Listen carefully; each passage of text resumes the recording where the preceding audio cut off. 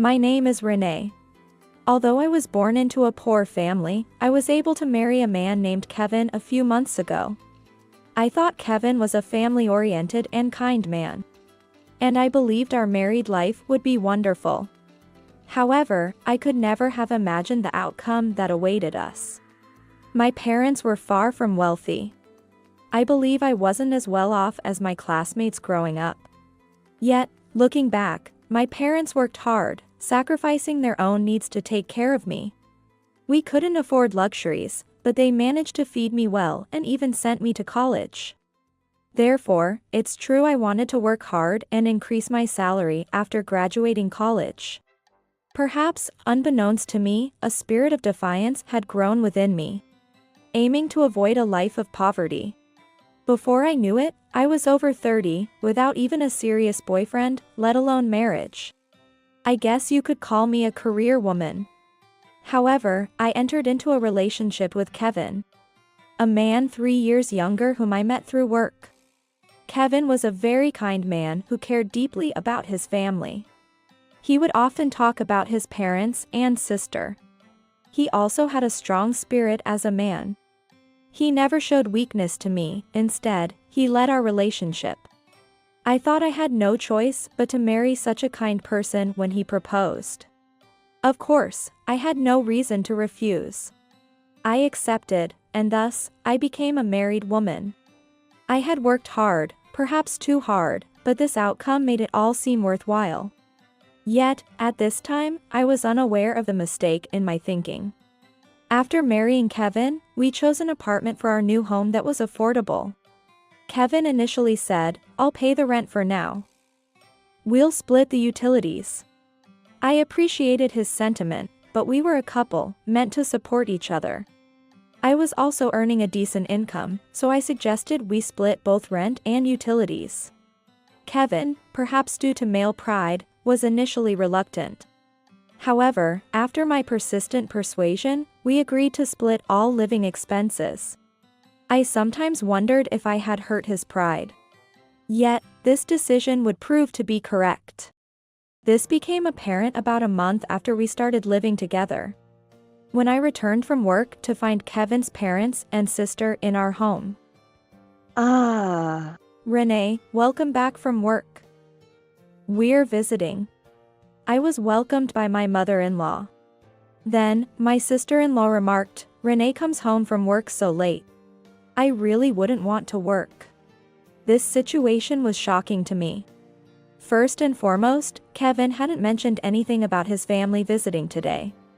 Seeing Kevin chatting with his family as if nothing was amiss, I couldn't help but ask, was it planned for today, for them to come over?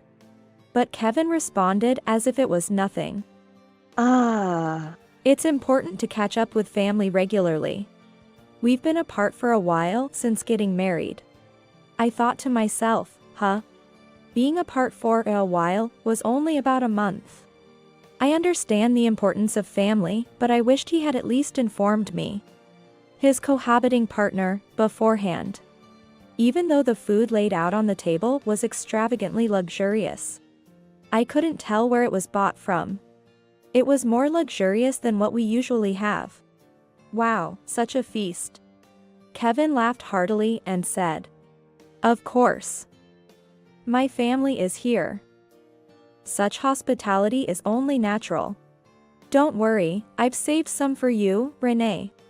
But what I was thinking was not about the feast itself. Since we were dating, I was concerned about how Kevin frequently spent money on his family. If treating them to luxurious meals was an occasional thing, I wouldn't find it strange. However, Kevin had been buying expensive alcohol for his parents and branded clothes for his sister even while we were dating. At the time, I didn't probe too deeply, thinking it was his kindness towards his family. He would say, "I earn my money, and how I spend it is up to me." But after getting married and witnessing such scenes again, my feelings began to change. Sure, he might be spending within his salary limits, but I think our earnings should be carefully managed for our future. I wanted to say that unnecessary luxuries should be avoided. However, Kevin started inviting his family over more frequently and prepared luxurious meals each time.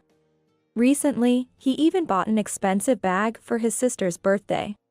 His family seemed to take this situation for granted, despite his parents not working much due to back pain, and his sister not having a job despite finishing college. Kevin indulged them in luxury, which I found hard to comprehend. I know Kevin's income, and it feels like he's spending it all. Yet, his sister would say, "Thanks, big brother. By the way, I want this wallet next time," showing him pictures of expensive wallets. Kevin would casually reply, "Got it. Next month, then." His mother expressed a desire to visit a newly opened French restaurant near the station, to which Kevin agreed, "That sounds like a place to check out. Let's go there next month." His father, in a good mood, laughed, "That's our Kevin. The mainstay of our family. A reliable man." Knowing Kevin's behavior, I was sure he would follow through. I felt it was necessary to speak to him about his spending habits. One day, after Kevin returned from work, I said, "Hey, let's be a bit more careful with our money. We need to save for the future," emphasizing my point. But Kevin, somewhat angrily, retorted, "What? It's my income, so it's my choice how to spend it. A working adult spends what they earn. If we want something in the future, we can just buy it then," almost shouting. Hearing this, I was taken aback and questioned if staying with him was the right choice for me. However, since we had only been married for a few months, I thought I should be more mature and observe the situation further. So I apologized for what I had said. Yet, Kevin's spending seemed to become more reckless by the day, and his family appeared to idolize him. His father said, "I'm proud to have raised a son like Kevin." His mother added, "Yes, Renee, you should be happy to have married such a wonderful man." As if I was being maintained by Kevin. His sister even said, "Renee, you never buy me anything, do you? Aren't you a bit stingy?" Without any hesitation. But Kevin, hearing this, didn't defend me at all, saying, "It can't be helped. Renee is here because of me. Don't blame her. I'll keep buying you things." I certainly don't think I'm being maintained by Kevin. After all, we split the living expenses. I want to shout out loud that Kevin cares more about his in-laws out of sheer love rather than mere importance. However, saying that here would not find me any allies. I've come to think that Kevin is not so much considerate, as he is selfishly caring only because he can't stand being away from his in-laws. Telling him directly would only result in a worse temper from him. And what I thought was him leading me, I now realize was a misunderstanding. It's nothing but selfishness masked as consideration.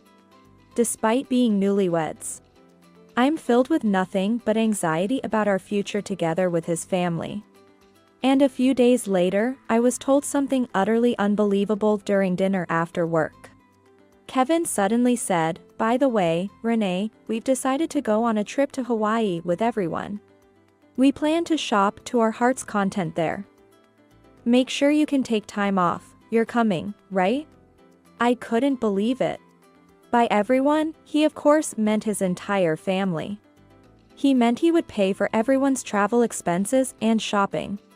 But there's no way he could afford such an expense. Not even the travel costs. Wait a minute, Kevin. We don't have that kind of money, we can't do that. There's no way I'm going. I reflexively responded like that. But Kevin retorted, "Cut it out. There's money where you find it." He made such a nonsensical reply. Furthermore, Kevin added, "My parents suggested it, after all.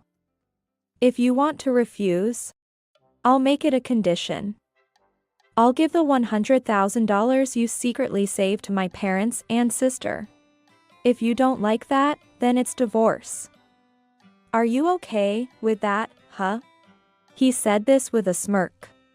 I was shocked, but also surprised because I had never told Kevin about my $100,000 savings. It was mysterious and eerie how he knew. But then I remembered leaving my bag in the living room when I was tired from work and noticing the contents were moved. When I went to tidy up after my bath, I always pack my bag the same way, so I felt something was off. I thought it was my imagination, but Kevin must have seen my passbook in my bag then. No doubt about it. The savings you've made are also mine, our shared property, right? We're married, after all. So if you don't listen to me, you have no right to object to how I use that money. It's your punishment for secretly saving money behind my back. That's how it is. If you hate that, I'm more than willing to divorce. Kevin was very assertive. I never thought I would be in such a vulnerable position. But if he's offering, it's actually convenient for me now. I don't want to be with him anymore. All right, go ahead. Saying that, I placed the passbook and card in front of him. Then, please use this freely. In exchange, sign this. What I handed to Kevin next was a divorce paper. Maybe I had anticipated this happening. Somehow, I had already obtained a divorce form, ready for any moment. How stubborn can you get? Fine, I'll write it. Kevin didn't believe I was serious about divorcing. He quickly signed his name and threw it at me. I hadn't expected things to proceed so smoothly, but with the divorce papers, I no longer had any reason to stay in this house. The next day, I started preparing to move out and left the house. Well, have a nice trip. That was the last thing I said to Kevin before heading to my parents' house. Well, you can come back once you've cooled off. I'll be using that $100,000. You're such a fool. If you had listened to me, we could have enjoyed a lavish spree. Perhaps Kevin decided on the extravagant trip after discovering the $100,000 in my account. I never imagined my savings would be used in such a way. But, actually, Kevin and his family are the ones who will end up in trouble, not me. I submitted the divorce papers immediately and went straight to my parents' house. Afterward, life went on as usual for me, now single again, continuing with my job and daily routines. Kevin kept sending annoying messages. He sent photos of himself making extravagant purchases in Hawaii with a card, bragging about what I was missing out on. The messages seemed to mock me, suggesting I was foolish for not experiencing the same. About a month later, Kevin called me directly. Hey, Renee. Where did that $100,000 go? It's not there. Apparently. He was unable to make a payment due to insufficient funds and received what seemed to be a bill. I was honestly astounded by his complaint. After all, the account I gave Kevin never had $100,000 in it. He assumed it did without checking. Of course, that's the case. That account was for paying our living expenses. I simply stated the obvious, but Kevin seemed not to understand. Huh. I definitely saw $100,000 in that account. Did you secretly take it out? I won't forgive you. He started to get irrationally angry. I was so dumbfounded by his lack of morality. If I had taken it out, it would show in the transaction history. I decided to explain everything. The account Kevin accidentally saw in my bag was my own, which I had long before we started sharing expenses. It just so happened to be from the same bank. Kevin mistakenly thought the $100,000 was saved during our marriage. However, that money was mine, saved before I even met Kevin. Intended as a thank you to my parents who raised me. I worked hard to save money to one day renovate their home. Therefore, it was never a shared asset. It was all my money. After explaining this, Kevin began to panic. Wait, hold on. How much do you think we spent in Hawaii?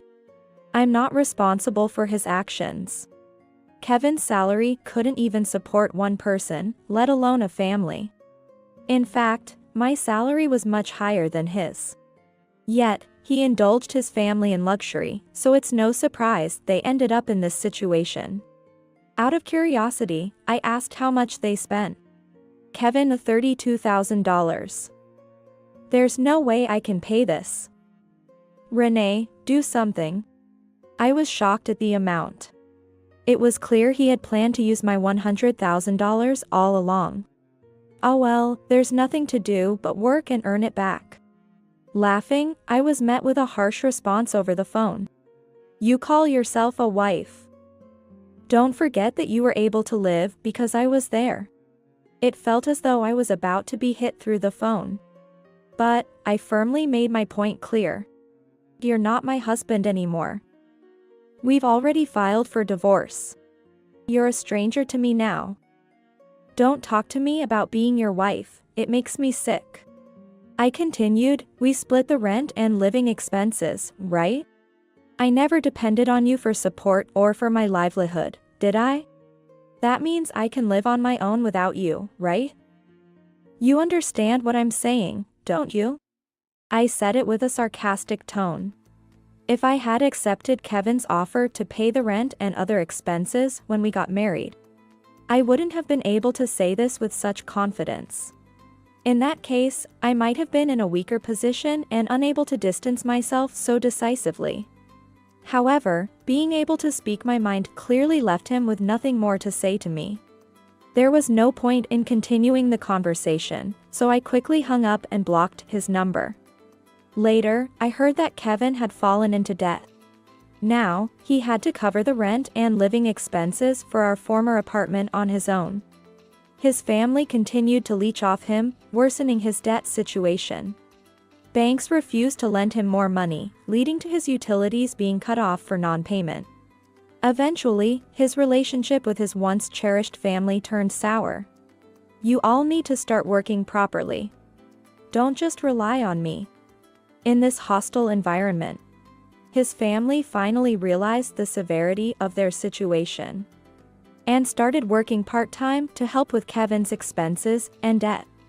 As for me, I went ahead with the renovation of my parents' house. It's now sturdy and beautiful, making my parents very happy. I'm grateful I could give back to them.